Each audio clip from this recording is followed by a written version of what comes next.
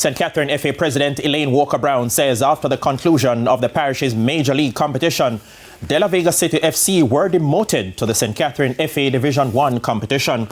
Earlier this year, an issue emerged in the St. Catherine competition where De La Vega City FC were deducted points for using an ineligible player from Federal United.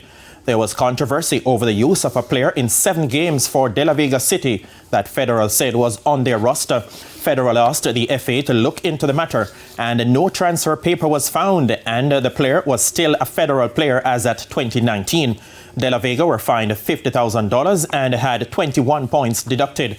At that stage of the competition, De La Vega were second on 28 points, with goal difference separating them and eventual champions Racing United. De La Vega ended with 7 points, as did Federal, both at the foot of the 13-team table. Verdict still stand, but you know what I'm happy about is the rules. Is the rules that govern the competition. That is what speak.